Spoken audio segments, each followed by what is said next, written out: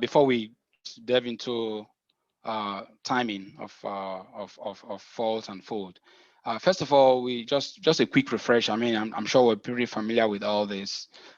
Plates movement is one key thing that triggers, creation of faults at different scale, creation of traps at different scale.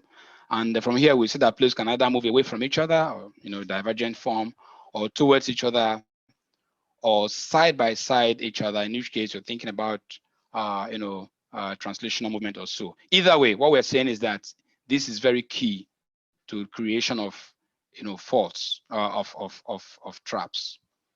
Crustal shortening or stretching or sharing, they actually give us some genetic types of traps, right? So if I'm in a particular basin where I know things can be more of maybe in a passive margin setting, or it gives me a picture of what I expect, right? If I'm in a system where I think of more of plates moving towards each other, where I have more of crustal shortening, that automatically tells me I should be thinking of more of thrust systems. I'll be looking out for pull-up structures, or or some kind of trusted anticlines or so, in the genetic sense of things.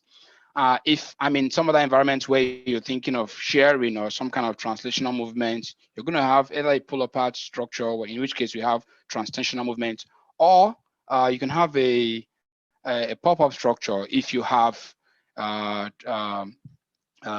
kind of side-by-side movement with coming together of the plate. That's transpressional movement. So this is very key if you're thinking about these trap systems in the genetic sense of things. So this is a just an example, just a visual to, I like seeing these pictures a lot, right? So just for us to appreciate examples of how, what was originally, if you think about the original principle of original horizontality, things being layered in the original form, but what we see today it's obvious this has gone through a lot, really. From what we see in the normal faults in the top left figure, you see a monocline in the top right, and then you see very nice looking chevron folds. These are pictures I took from my various trips around some different basins. Nice looking chevron folds in the bottom left, and then the normal folds, and then this nice looking anticlinal structure in the bottom right. I mean, these are very great examples, great